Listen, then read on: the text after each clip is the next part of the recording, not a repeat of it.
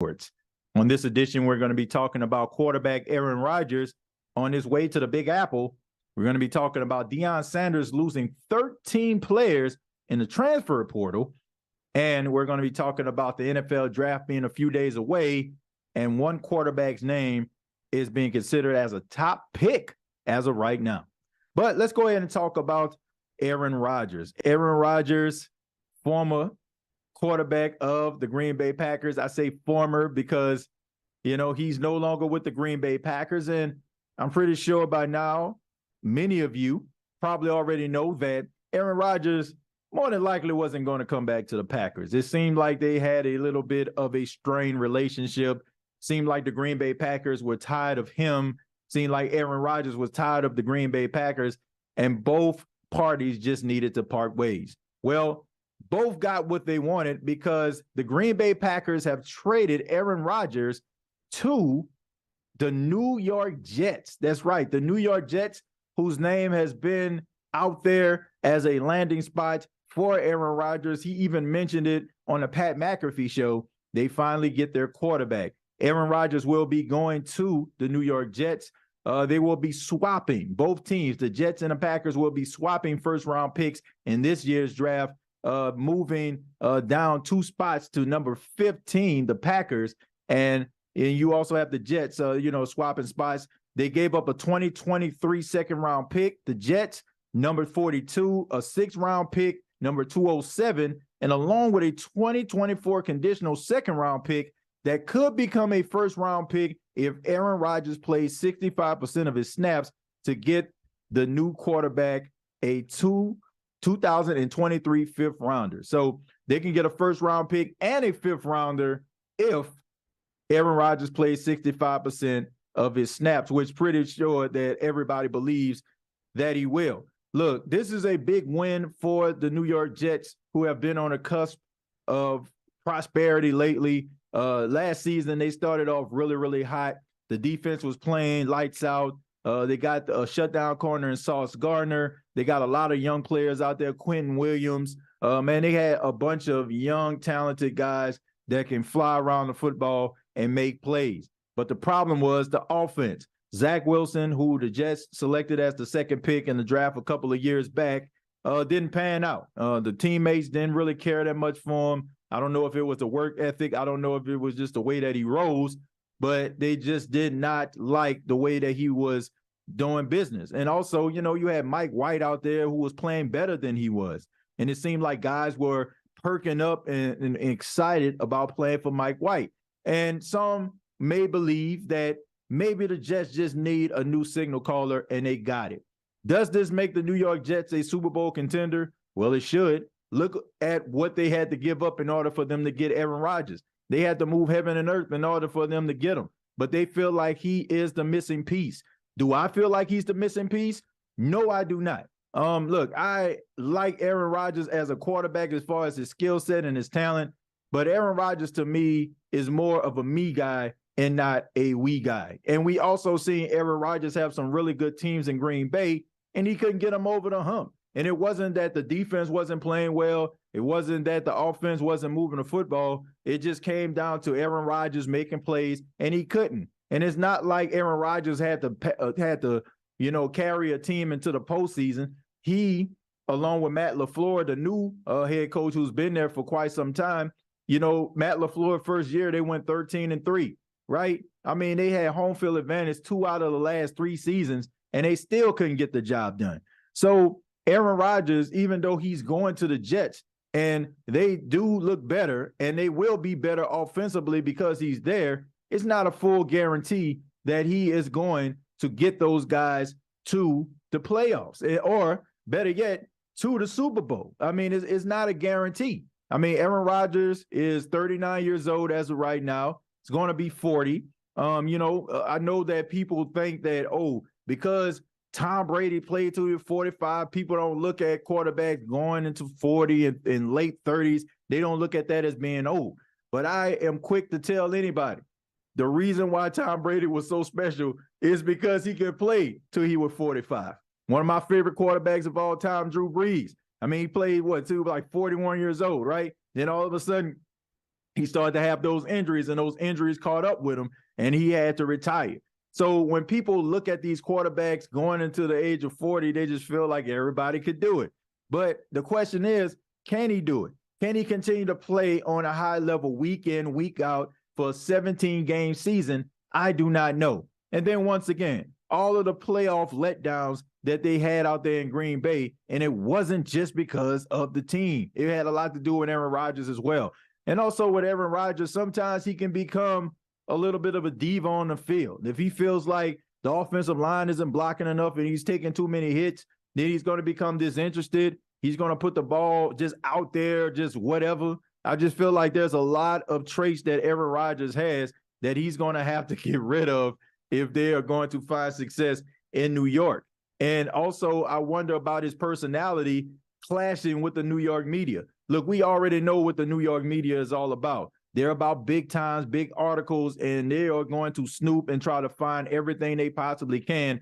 And they are not afraid to ask you the tough questions. It's not going to be like the Green Bay Packers media, guys who are considered, a small town media team, right? Who love Aaron Rodgers, who loves the opportunity of going to the Green Bay facility and be able to talk to him and ask him questions and laugh with him and all that kind of stuff there. If things go wrong in New York, guess what? Ain't much laughing going to be going on, and there's going to be a lot of criticism. And we all know sometimes, more often than not, Aaron Rodgers gets in his feelings when people have something to say about him. So I'm just wondering, how's that going to work out there in New York? But I'm not going to poo-poo on it. I like the Jets. I like the fact that they're trying to be aggressive. This is a franchise that has been snake bitten, has been allergic to prosperity for I don't know how long, right? Since we seen Joe Namath run into the tunnel with that one finger in the air saying that we're number one. It's been a long time since we seen the New York Jets actually do something. We know a couple of years back, when they had Mark Sanchez, they were in the AFC Championship with Sexy Rexy Ryan. But here's the thing. It's been a long time since we've seen that. And the Jets have had some really good players throughout that time. But it just seems like they could never get over the hump because they could never get themselves situated at the quarterback position. They had some guys that were average and the defense that was lights out. And with the combination of that, they were able to find success. But more often than not, they find themselves on the outside looking in. So adding Aaron Rodgers could put them in a really good position to make the postseason, possibly make the Super Bowl. I do not know. But I can tell you one thing. The Buffalo Bills are not just going to roll over just because the New York Jets got Aaron Rodgers on their football team. The Buffalo Bills feel like they're very, very close to making the Super Bowl. They have been really, really close over the years.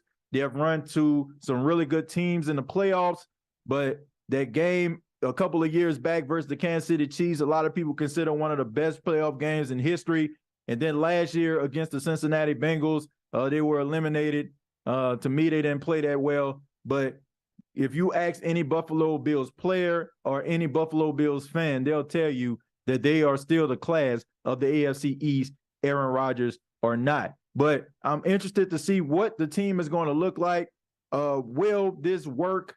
Will Aaron Rodgers be able to deal with the media in New York? Will the media be able to deal with Aaron Rodgers? And also, most importantly, will those star players and those young guys on the offensive side of the ball be able to match the energy of Aaron Rodgers where he won't have to be calling them out in press conferences? Should be interesting in New York. I mean, if things don't go the right way, at least we're going to have ourselves some entertainment coming out of the Big Apple. But let's go ahead and move on. Let's talk a little bit about the University of Colorado and head coach Deion Sanders. Deion Sanders, his first year with the Colorado Buffaloes. Last year in the Pac-12, the Colorado Buffaloes only had one win on one of the worst seasons in program history. They decided to go out and get Deion Sanders from Jackson State University, my alma mater. He goes to Colorado, and he's trying to change the culture. We all seen the videos of Deion Sanders walking into the room and addressing the Colorado team and telling them there's a new sheriff in town, so to speak. And, some of you need to go ahead and hit the portal and showing tough love, all for the cameras and all that kind of stuff. in the way that Deion Sanders does. And it seemed like, they were hitting the ground running. You had Deion Sanders take some of the players that he had from Jackson State, guy that's, everybody's been talking about, Travis Hunter, the number one recruit that he got to come to Jackson State. He's there with him. And also his son, who is the quarterback of Jackson State, Shedeur Sanders, is also at Colorado. And the kicker, Mata, and so many other guys went along with him. And not to mention, he was able to bring some other guys in, 4- and 5-star recruits that he was able to get from the transfer portal. This past weekend, the Colorado Buffaloes had their spring game that was a live televised game, nationally televised on ESPN, and in front of 47,000 people. The first sellout they had in a very, very long time. Everybody's so excited. Everybody's talking about the prime effect and how prime time can get people into the stadium. And he can, and he did. And, it was a really good spring game. I checked it out. I was able to see some of those guys, play, and they did a really, really good job. And, one guy in particular that stood out among the crowd, a guy who led the Colorado Buffaloes last year in receiving yards. He also led them, I want to say in touchdowns, especially when it came to that spring game. He had over 100 yards receiving, and he had 2 touchdowns in the spring game. Montana Lamius Craig, right? He had a really good spring game. Everybody was excited. Everybody was excited about the momentum that they was bringing. Everybody was cheering, yay, yay, we going to do this, man. We about to turn this thing around. And then all of a sudden, Lamius Craig goes into the transfer portal along with 12 other guys for a total of 13 guys transferring. And it was very, very upsetting to some guys. One guy in particular was quarterback Shedeur Sanders, who actually went to his social media page and recorded this. It is, bro. It's a crooked world nowadays, man. Crooked world. You lucky he got his comments off, because I would tell y'all spam his comments. The dude I just posted on my story, y'all go spam his comments from the last post before the one he just did, and y'all say, why you leave, why you leave, why you leave, why you leave, why you leave. Y'all do that for me right quick. Yeah, you can tell that Shedeur Sanders is really hot, encouraging people to go and spam this guy's page out of spite. I don't have any problem with that, a guy being upset. You go out there, you develop chemistry as a quarterback with a guy. You think that you're going to be able to make plays and be able to do big things for the University of Colorado in the fall. I don't have a problem with you being upset with this. But I do have an issue with Shedeur Sanders in the way that he went about this, right? He's upset that I hope I'm saying his name right, Lamius Craig jumped into the transfer portal unbeknownst to anybody, right, and just left. He's upset with him, but he did the same exact thing coming from Jackson State University, and so did his dad, right? So I don't understand how anybody can just get mad at these guys when Deion Sanders and his son did the same exact thing to Jackson State University. Deion Sanders took an interview with the University of Colorado a week before the SWAC championship game. Wasn't even really around before the big game versus Southern University. Shedeur Sanders, I'm pretty sure, knew his dad was taking an interview, and I'm pretty sure that he knew that more than likely he was going to leave Jackson State to go to the University of Colorado, because as soon as after the SWAC championship game, those boys hit the red eye and went to the University of Colorado, and you had Shedeur Sanders wearing a Colorado hat not even 24 hours after playing in the SWAC championship game. So miss me with this stuff about looking like the victim, being you did the same exact thing, you and your daddy, period. I'm not mad at you. There's better opportunities out there, I guess. You want to feel like you want to be on a bigger stage. You want to bring, a little bit more attention to yourself. You want to be able to do it on a professional level. Maybe go up against Caleb Williams and show that you're better, whatever. But you can't get mad at this guy for going out there and doing something, the same exact thing that you did. This guy went out here and used the platform that was given to him, a nationally televised audience, to put his skills on display in order to put a bigger light on him in order for him to go to greener pastures. Does that sound familiar? I mean, it don't sound no different than what I seen them do when it came to Jackson State University. So can't get mad at that. As far as these other players are concerned, I'm pretty sure that they probably did the same exact thing, used this platform in order for them to, get some eyes and maybe put something in a portfolio that makes it appealing for other schools. But I'm pretty sure that it probably had a lot to do with the fact that more than likely some of those guys probably were going to lose their starting spot. Coach Prime was going to come in and bring some other guys with him, and maybe they felt like, the guys that they were competing against was going to beat them out.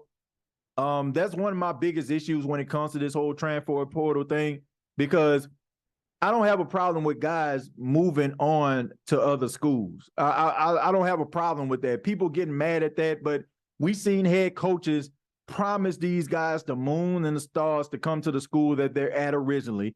And we see these coaches leave to go to other school for bigger money. So cry me a river about these guys jumping into the transfer portal. I don't have a problem with guys jumping into the transfer portal at all. But I do have a problem with guys' fear of competing, getting scared because a guy going up against them, maybe getting more reps or getting the best of them, or maybe getting shine, and you're not trying to apply yourself hard enough in order for you to get on the field. That was one thing. Back in the day before the transfer portal, guys couldn't leave. You had to put up or you had to shut up. You had to go out there and burn the midnight oil and exercise and work hard. You had to go out there and just cram into film study. You had to do everything that you needed to do in order for you to hit the field, in order for you to be on that level of that guy that has been beating you out. But now it's like, man, this guy beat me out, so let me just go ahead and hit the transfer portal. I have a problem with that, okay? The lack of wanting to compete. If you feel like you have what it takes and you're getting the short end of the stick, by all means. But if it's pretty obvious that this guy is better than you and you're just not happy with that and you jump into the transfer portal, then I feel like that's kind of weak sauce there. Just like I feel like Shedeur Sanders going at that wide receiver was weak sauce, especially when you did it your doggone self. But do I feel like this is going to affect the University of Colorado? Absolutely not. Deion Sanders, he is a guy that can get people to move. He's a guy that can motivate a crowd. One of them silver tongue guys, right? He's a silver tongue fella, is Deion Sanders. So he can get people to react. He can entice you in different ways. He can make one phone call and have you on the phone with Snoop Dogg. He can make another phone call, have you talking to Barack Obama. He's a smooth operator. So I don't think that this is going to affect him at all. I believe that Deion Sanders will be able to get some of the best talent in the country to come to the University of Colorado. I don't have any doubt about that. My biggest issue, and I wonder if Deion Sanders can really coach. I mean, can he really coach? He's a really good organizer. He can get all the guys. He can get the coaches. He can get the strength and conditioning coach. He can get all these different people to come there that can be able to coach that. But when it comes to situational football, when it comes to, mano a mano, you know what I'm saying? Can he make those adjustments? It's one thing when you crowd the entire Jackson State University sideline with 4- and 5-star athletes that are, pretty much leaps and bounds better than those that were playing in the SWAC. It's one thing. But when you're going up against other schools who have just as many 4- and 5-star recruits as you, can you make those adjustments in order for you to win some of those tough games? To me, that remains to be seen. But once again, 13 players hit the transfer portal. Good luck to those brothers. I hope that whatever school that they end up going to, I hope they find success. But once again, I am not a fan of individuals just jumping ship because they don't want to work hard. They don't want to grind and they don't want to really truly apply themselves. They rather take the easy way out and go to a school that may not have as much talent, but you know that you're going to be able to stand out and get an opportunity by just basically not going the extra mile, but just being right there. And finally, let's talk a little bit about the NFL draft. Oh, yeah. We are a few days away. If you're watching this on a Tuesday, we are only 2 days away from the NFL draft. And look, there's so many storylines that are going around. Who's going to be the number 1 overall pick? What are the Carolina Panthers are going to do? What are some of these teams that are quarterback needy going to do? Are we going to see some teams making trades? What's going to happen with Jaylen Carter? What's going to happen with Anthony Richardson? The list goes on and on. But one guy in particular that has been in the news this whole entire week leading up to the draft has been Will Levis. Will Levis has been putting out videos of him practicing, throwing tight spirals, throwing 50-yard passes, hitting the bottom of the goalpost, and has everybody going absolutely crazy about his skill set and his ability. Look, I tell people, and I'm not going to shy away from it, I'm not a real big Will Levis fan. I feel like it's more hype than anything. His stat line and what he did, in this past season at the University of Kentucky, not very impressed with. They're making an excuse, he was battling through injuries, but whatever. You know what I'm saying? I still didn't see it. But according to sources, they are saying that Will Levis has catapulted himself to a possible number 1 overall pick slot. That's right. According to Vegas, there's several individuals that have put money. They have put their money on Will Levis being the number 1 overall pick to the Carolina Panthers. All I got to say is this is just straight up 100% cap. There is no way in the world do I honestly believe that the Carolina Panthers would go out here, pass up Bryce Young, pass up C.J. Stroud, pass up Anthony Richardson, pass up Hendon Hooker in order for them to acquire Will Levis. If you're doing that, to me, you're basically just doing it because of the social media campaign that they got running out here right now of him just doing all these things, throwing the football. I'm not impressed about that at all. Hal Bowler threw 70 yards on his knees. Jamarcus Russell threw 60 yards sitting down. And neither one of those guys panned out at all. They all were bust. So I'm not impressed with that. What is going on between the ears? Can you be able to break down plays? Can you be able to put the ball in tight windows? Can you continue to play at a high level week in, week out, game in, game out? Can you put your own ego aside for the betterment of the team? These are some of the questions that I have when it comes to Will Levis. I've seen a lot of turnovers from Will Levis. I've seen a lot of me type things when it comes to Will Levis, when it comes to ego. To me, it seems like this dude loved himself some Will Levis, taking pictures in the mirror, putting mayonnaise in coffee, all these different things to try to appease a social media audience that really, honestly, is not going to help you win any games. I don't care about that. How good are you at film study? How good are you at getting up early, being the first one there and the last one to leave? How good are you to instill confidence that you are the guy to lead the team down the line and into the future for the next 10 to 12 years? How good are you with that? When it comes to leadership, when it comes to quarterback ability, when it comes to playing a position at a high level, it gets no better in 2023, in my opinion, than Bryce Young. I understand that we tried to keep these storylines going, to try to keep the suspense up leading up to the NFL draft. I feel you. I get it, right? It's all about drama. It's all about biting nails and sweating like I'm about to get drafted as a fan, right? But at the same time, you are not going to convince me that a guy who won a Heisman Trophy in 2021, that threw for over 4,000 yards, right? Threw for over 3,000 yards last year and completed over 60% of his passes. This guy is just supposed to take a back seat to a guy who had a stat line of 18 touchdowns and 10 interceptions, right? I mean, this is absolutely insane. Why in the world would I want to do that? And as I look right now, I want to make sure that I'm saying this guy's stat line right, because I honestly believe that's what it was. Let me go back. Excuse me. Oh, I'm sorry. 19 touchdowns and 10 interceptions. My mistake. But at the same time, how are you going to convince me as an onlooker, as a guy that watches football consistently, that this guy is supposed to catapult a guy like Bryce Young? I just don't believe it. If the only thing that you can tell me about Bryce Young is he's short, but everything else about him checks all the boxes, look, all I got to say is I'm rolling with Bryce Young. And if I'm not rolling with Bryce Young, I'm rolling with CJ Stroud. I'm rolling with guys that have the capability, who has shown me in crucial situations that they have the clutch gene, that they can put the team on their back, that the team can look in their eyes and say, man, this is my guy, and we're about to go and win this football game. When it comes to Will Levis, I ain't seen it very often.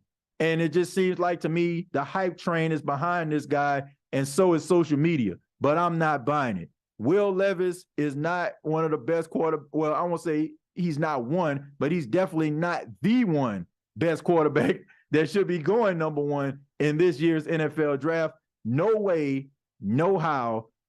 Look, I don't know who's doing this. I don't know if somebody got a little extra money in their pocket. They trying to, kind of flip things in Vegas. I don't know. But if you ask me, I'm not rolling with Will Levis. I'm rolling with Stroud, or I'm rolling with Bryce Young. It's just as simple as that. But also, you have some other guys out here. Jaylen Carter. Will he still be a top 5 pick? Some people feel like the Seattle Seahawks is a really good landing spot for him, because we know that Pete Carroll can get the best out of guys. He can also deal with guys that have big personalities. He dealt with Earl Thomas. He dealt with Marshawn Lynch. He dealt with Richard Sherman. He dealt with Cam Chancellor. He dealt with all these different guys with big personalities, and they were able to coexist in this world of the Seattle Seahawks because of him. So maybe Jaylen Carter going there will help him. Also, what will the Pittsburgh Steelers do? The Pittsburgh Steelers are told to be very, very high on Jaylen Carter. Will they move up and try to acquire him? And maybe a guy like Mike Tomlin will be able to get everything that he can get out of Jaylen Carter, because we know that Jaylen Carter has the talent. We know that he has the skill set. But the problem when it comes to Jaylen Carter is him being motivated, right? What is he doing with his downtime? Can you continue to challenge this guy? Can he continue to feel intrigued by some of the challenges that you place in front of him? Only time will tell. Also, Anthony Richardson, great upside, right? Throwing the ball 70 yards down the field, throwing it so high it's in the top of the roof. Who is going to draft this guy? Who is going to get this guy in their building and be able to develop him and for him to reach his full potential? Another guy, Anthony Richardson, to me, is more hype than anything. Has not really done as much as a collegiate quarterback. I think people just are falling in love right now with his upside. I've seen Anthony Richardson in person.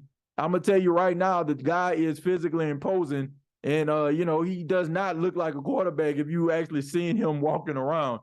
But, I mean, he has all that talent and all that ability. Who's going to be able to get it out of him, right? What team is going to be able to do that? It is so interesting around this time of the year when it comes to the NFL draft. I'm always excited as an onlooker, as a fan, as a member of the media. It's always good to actually see the NFL draft, and it's always a surprise or two that is always out there on draft day. But I would love to hear from you. What do you all think about Aaron Rodgers? What do you think about Deion Sanders and those players hitting the transfer portal? And what are you looking forward to in this year's 2023 NFL draft? Comment down below, like, and share this video. Thank you so much for checking out the Gumbo Pot Sports Podcast. Subscribe to the channel, youtube.com, search Gumbo Pot Sports Podcast. Previous episodes available on Apple Podcasts, Spotify, iHeartRadio, and Anchor FM. Till next time, I'll see you.